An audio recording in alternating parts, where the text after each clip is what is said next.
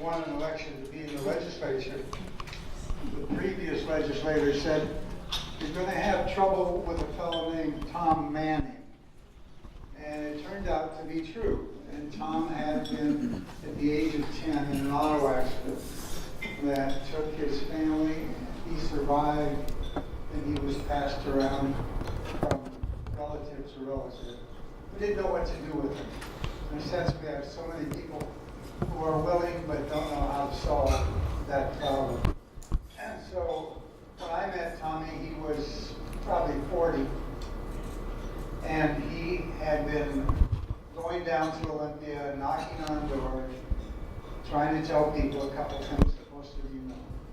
One of which was that if you're born with a brain injury, you can have services after you're 18. If you get an injury when you're 1 month old, you run out of services when you're 18. So in a sense, you have the same problem, concussions that occur, and different solutions. The other thing that I had watched as he came, and some others came to my office and said, there are so many things that we need, but one of the spontaneous things that had occurred, how many people belong to a support group? See how many hands went up. I'm a fan of support groups. And what I found is that some people were hosting them because of their own brain injury, some sophistication that they still had, and Tommy began to go to such meetings, and it just changed it. So that's kind of a beginning. Second, what I learned is what many of you already know. Bright lights are hell. Too much noise is just as bad. But being outside in the rain and snow cannot be an easy thing to do. So many things like that. So in a second, we'll just show some pictures, and you're going to have to read what's there because a lot of it is longer than that, longer than the time. But Tommy Manning, in coming and harassing me, and my assistant was in Marilee's Hood. I don't know if anybody knew Marilee's, but she was on the original board that started the organization. And we both listened to Tommy. And eventually Tommy would come into our office and want to be there and not want to be swearing and everything else that had crossed his mind, as nobody had listened to him for years and years and years. So I said, let's find a way to put a bill together. There was another woman, Connie Morris in Seattle. Does anybody know Connie? Anyway, she was working with brain injuries as well. And then two of them began to inform me and my staff of what was missing. And that's how people got together. We started calling people in. What can we do that really works? And I don't know whether the association has worked in the last 10 years so much, but I know in the beginning much could happen. Very impressed with this conference. Specifically impressed with the presentations that were in this room, because that's the room I've been in. And every one of them has brought a remarkable, much more information than we could have gathered the first year that this went on, and you were part of that, so thank you very much. And the idea that optometry can be a possibility or improvement, those are the things that I've never heard of and knew about before, so all kinds of good things. With that, let me just let the pictures go on, and we'll talk Tommy Manning for Okay. Tommy was lonely. He was lonely because after an hour with Tommy, you wished you were with somebody besides Tommy. And I think we all know people like that, whether they're brain injured or not. But Tommy, once he began to trust my assistant and myself, we learned, one, that he had a cognitive delay. And he was brain injured at 10. So Tommy would be thinking what he wanted to say, but he would be delayed in being able to form words.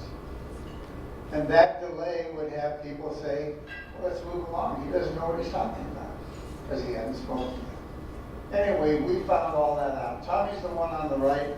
These are probably friends and enemies and whoever they are. But Tommy sometimes looked like that, which looked like he'd been on 2 benders and had a fight with the police. And it was usually 68% accurate. This is Tommy again, and I'm not sure who's with him when these shots were taken. Nancy, okay. And he was both a fan and they were a fan of his. Tommy, as he worked with the association and with the state, found a lot of pleasure in having a place to be heard and too much pleasure in being quiet. He wasn't able sometimes to do that. As the bill was developed and moved together, he's a great man. He is what I think many of you in this room are, in rooms like this.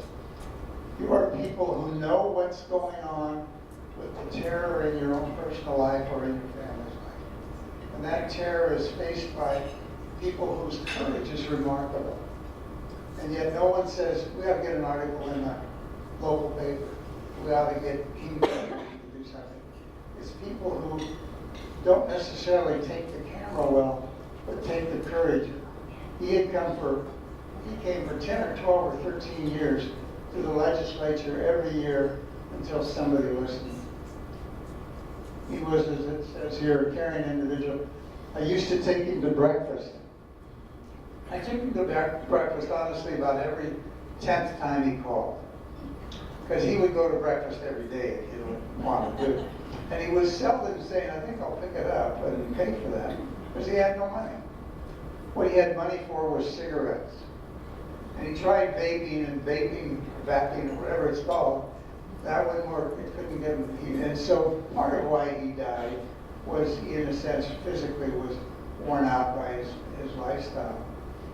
But mostly he came and stood up to everybody in every room, from the legislature, the Senate, the House, to people like the professionals in this room. And in the beginning, it was hard to want to have somebody who knew everything. And he didn't know everything, but what he knew was right. That is, this community needed help and needs help now. And needs the kind of attention that isn't usually given by legislators, or even given by organizations. I used to work for DSHS. I did all kinds of things in the human services business. And somehow, brain injuries got left out of most people's space. Those in the business were working with psychiatric issues, they were working with this issue, they were working with physical issues, but didn't see the same thing going on. So this is one of the better pictures of Tommy, and that's with the staff people, and Tommy liked feminine staff people. He wished his life included more contacts with the women that he loved to see, but wasn't able to woo. Those are not things you get out of the book. And then since that, but mostly I want you to remember a guy named Tommy Manning, without almost any hopes of reaching the legislature, came down and began to just show up. And eventually, by showing up, he found somebody who listened. Finding somebody who listened and knew how to put together a program that might do some things. And I also had other people. I began to see I just mentioned the thing. I'm also having some memory lapses due to something called age. And they have a lot of ways of talking about it. But the way the doctor said is you have a 50-50 chance of having dementia. And that always struck me as a pretty damn good chance. I'm going to have dementia and you get to see a little bit. Anyway, I'd just like to have a round of applause for Tommy Manning, who most of you have never met.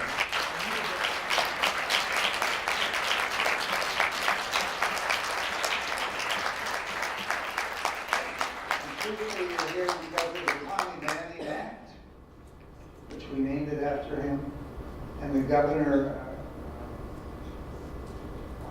These are people I know. No. In between. Keep coming. A woman.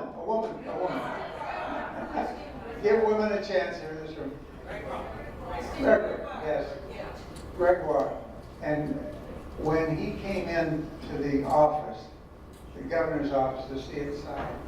She came over and just gave him 10 minutes of adulation. And I don't know that you could have given him a bigger, brighter star to see that the governor came to say thank you for what's happened. I say thank you for coming today. These friends of mine who are here putting on a hell of a conference. Thank you, too. Big round of applause. I hear you.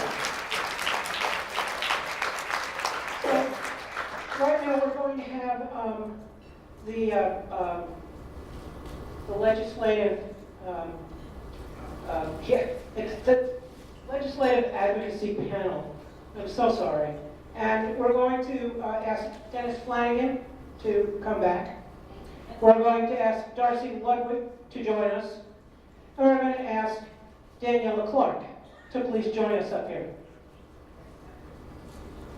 So as they're making their way, you know, I'll kind of just relax for a moment. And I'm going to give the microphone to them. They're going to be up here.